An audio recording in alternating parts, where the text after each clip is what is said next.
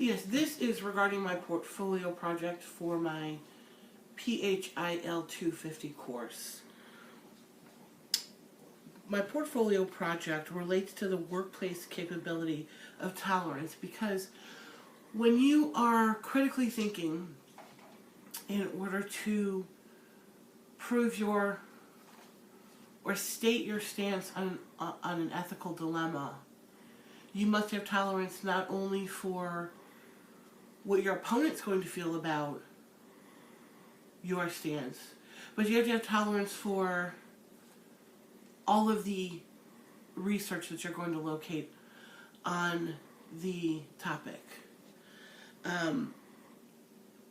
Another workplace capability I wanted to talk about was attitude. And what I found doing this project was, first of all, I found out that if not controlled, your emotions can get involved with an ethical dilemma paper. Because mine were getting involved a little bit, and I had to pull back, and I had to start asking myself questions and reasoning as to what my real goal here was. And my real goal wasn't to continue to get upset for what was happening in this situation, but my goal was to make known what I felt like should be done and my stance on it, and being reasonable and thoughtful and understanding other people's stance on it, and then coming to an outcome on my paper. So attitude was really important when doing this portfolio project, because I really had to keep bringing myself back to not getting angry, not getting sad, just getting across what I was thinking.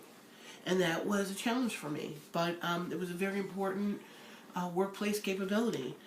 I think my portfolio project met the information, literature, and communication institutional outcome, because I had to use a lot of technology to find resources.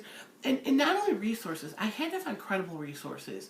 I was staying away from blogs and opinionated pieces. I was going more towards medical opinions and news reports that had been verified.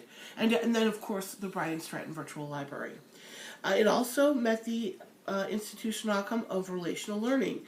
I had to transfer knowledge, skills, and behaviors acquired through formal and informal learning and life experiences to new situations.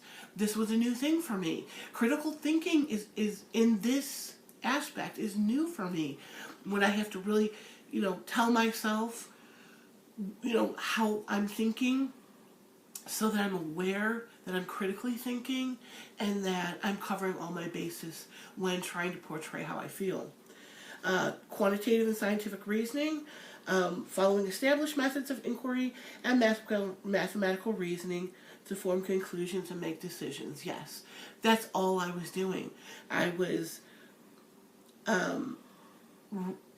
reasoning why I felt the way I felt. And then when I would get to the point where I would reason and my feelings would get involved, I'd have to go and analyze those feelings and say, okay, now in order to get the correct outcome, you're going to have to pull that feeling out and put in the facts and reason the facts. And then community and career, participate in social, academic, and professional communities for individual growth and to function as a citizen on a multicultural world. Well, that was all involved in my research. I researched a news report where the news reporter spoke to the prosecutor.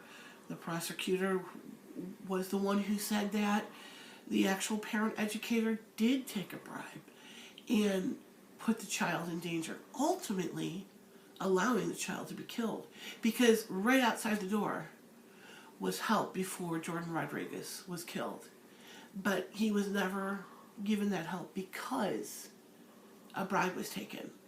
And therefore, the basis as to why I believe what I believe, the lie detector tests belong in every government agency. I thank you very much.